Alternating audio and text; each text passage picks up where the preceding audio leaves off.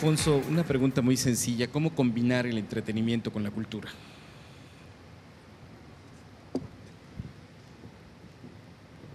En Arirang tenemos una especie de línea, podría decirse, por parte del gobierno. Ellos decidieron o vieron que había que llegar a los jóvenes, y los jóvenes les gusta la música y les gustan las novelas. Las novelas son famosas en Corea, son novelas cortas, muy sencillas, y en base a eso estamos promoviendo la cultura a base de novelas que hablan sobre lo que son las costumbres, novelas históricas que hablan, por ejemplo, hay uno que se llama The Land, que habla sobre los 30 años, 35 años que estuvo invadido por Japón y lo que motivó mucho a la separación de las dos Coreas. O sea, tenemos muchos tipos de novelas que realmente entretienen y educan a la gente. O la música, el famoso K-pop. Precisamente ayer estaba viendo un programa en la televisión de Tabasco y estaban hablando de K-pop. Entonces digo, oye, entonces está funcionando nuestra promoción turística, ¿no? Ya aquí en Tabasco va a haber un concurso de K-pop en un teatro. Digo, entonces nosotros tenemos 3 programas de K-pop y eso los transmitimos y han sido muchísimo éxito. Los transmitimos en español. Y para lograr todo eso hacemos convenios de colaboración con televisoras, tanto privadas como públicas. En agosto hicimos el primer convenio de colaboración con Televisa ahora, ¿no? Y estamos en un programa donde trajimos un grupo a cantar a México, empezamos a hacer un programa y en octubre va Reik a cantar a Corea como el primer grupo mexicano a un festival internacional allá. Entonces, en base a eso, estamos promoviendo la cultura coreana hacia los jóvenes y de ahí nos vamos a la cultura tradicional que tenemos muchísimo en Corea. Muchísimas gracias. Finalmente, gracias a Gonzalo. Gonzalo, tú viviste parte de la dictadura militar en Chile, tú saliste exiliado, tuviste la necesidad de salir de tu país y después has regresado a América Latina con otros ojos. ¿Cómo ves a la América Latina de nuestros días, Gonzalo? Pienso que vamos a estar hasta las 4 de la tarde, ¿eh? No, solo tenemos unos cuantos minutos, como en la televisión ocurre.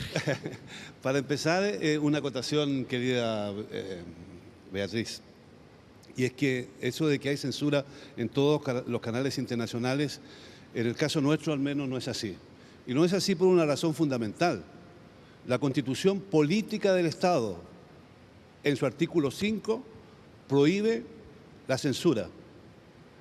Y esta fue una experiencia de la peor de las dictaduras que ha habido en el mundo, que hizo una utilización de los medios de comunicación a tal extremo que cuando esa dictadura cayó y dejó al país destruido, derrotado, dividido y ocupado, quienes establecieron la nueva Constitución señalaron en los 5 primeros artículos los derechos fundamentales de la persona, los derechos fundamentales de cada uno de los individuos.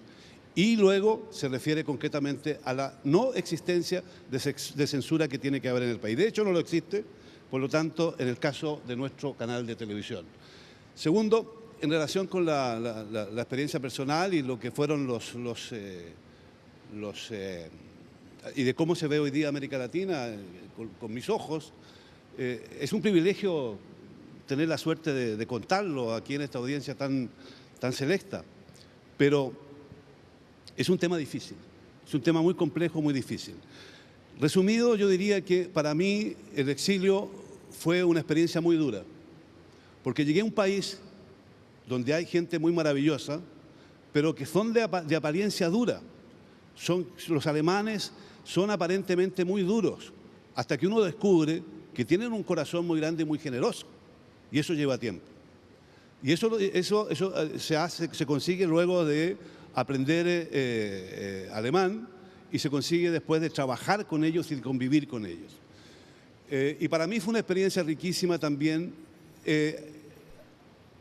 ver cómo ellos construyeron una democracia después de una dictadura.